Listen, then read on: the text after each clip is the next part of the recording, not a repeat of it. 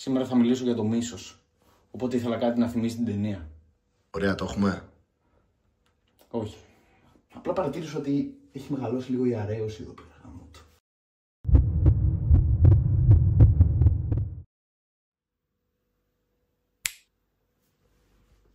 Οκ, τώρα το έχουμε. Μίσος λοιπόν. Υπέροχο συναίσθημα. Για εμάς τους σερβιτόρους το μίσος έχει πρόσωπο και ψυχή. Και είναι ο πελάτης που θα καθίσει στο αμάζευτο τραπέζι. Τώρα, για αυτούς που δεν έχουν δουλέψει εστίαση, αυτό μπορεί να μην βγάζει και πολύ νόημα. Αλλά θα εξηγήσω. Σκέψου λοιπόν ότι είσαι σε ένα χώρο γεμάτο γκόμενες. Εσύ δεν θα μπει σε καμία από αυτές. Είσαι εκεί απλά για να τις κοιτάς, άντε και να τους πηγαίνεις κανένα νερό που και που. Σκέψου επίσης ότι μέσα στο μαγαζί κάπου υπάρχει και η πρώην σου. Και μπαίνει λοιπόν αυτός ο τυπάς μέσα και από όλες τις διαθέσιμες γκόμενες παύλα τραπέζια του μαγαζιού επιλέγει να κάνει κάτι με την πρώην σου. Εσύ πρακτικά δεν μπορείς να κάνεις κάτι γι' αυτό. Το τραπέζι παύλα γκόμενα είναι διαθέσιμο για να πάει να κάτσει ο άλλος. Αλλά ρε αρχιδί, δηλαδή τόσα διαθέσιμα τραπέζια, σε αυτό θα πάει να κάτσεις που ήμουν εγώ πριν λίγο.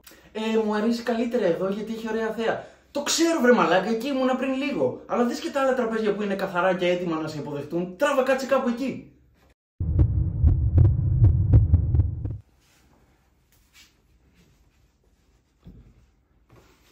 Μίσος είναι αυτό που νιώθεις για τον ίδιο σου τον εαυτό όταν φεύγεις από το σπίτι και ξεχνάς τα κλειδιά σου μέσα.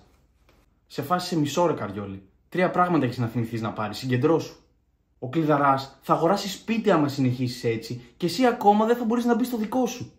Και κάθε φορά αυτή η ψεύτικη ελπίδα ότι θα καταφέρεις να ανοίξεις την πόρτα μόνος σου, αρχίδια. Σιγά, αυτή τη φορά θα τα καταφέρω. Θα ανοίξω την πόρτα μόνος μου με την ταυτότητα. Πρώτα απ' όλα την ταυτότητα την έχεις σπάσει τις προηγούμενες φορές που κλειδώθηκες απ' έξω. Όπως και το πάσο σου και την κάρτα του σούπερ μάρκετ. Και άμα δεν ήσουν κουράδι και πήγαινες γυμναστήριο, θα έχεις σπάσει και την κάρτα του γυμναστηρίου, μαλάκα. Εδώ βρε μαλάκα το κορδόνι σου δένεται κόμπο και δεν μπορείς να το λύσεις και νομίζεις θα ανοίξεις και την πόρτα με ταυτότητα. Πάρε τώρα το κλειδαρά που λογικά διαλέγει πλακάκι για το καινούργιο του σπίτι.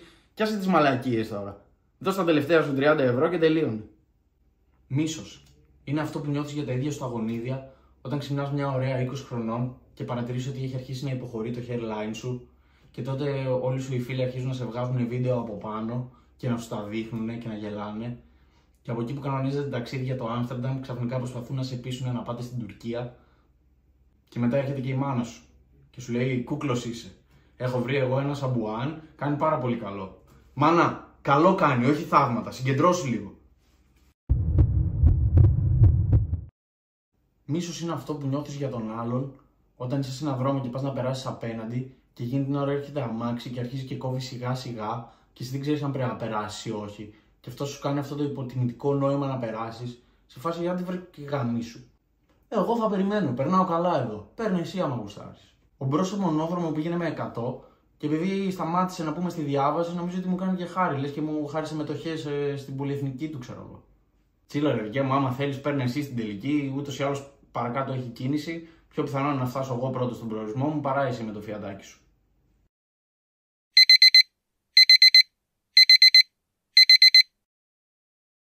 Μίσος. Υπέροχο συναίσθημα. Είναι όμως αληθινό.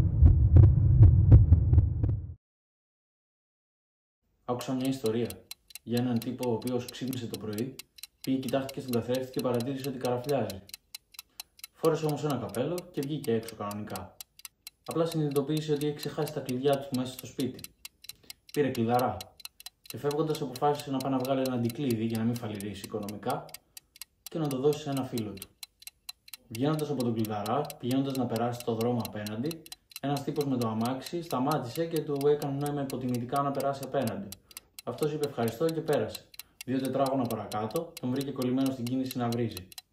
Έφτασε στη δουλειά και ο πρώτος του πελάτης πήγε και έκατσε σε αμάζευτο τραπέζι. Πήρε μια βαθιά ανάσα και του είπε: καλά βρε καραγκιόζη, από όλα τα τραπέζια του μαγαζιού στο αμάζευτο βρήκες να κάτσεις. Σήκω την κολάρα σου και πήγαινε κάτσε δίπλα, το ίδιο πράγμα είναι. Το βράδυ γύρισε σπίτι του, έχοντας πλέον 2 κλειδιά και καμία δουλειά. Αλλά δεν πειράζει, γιατί κοιμήθηκε ήσυχο.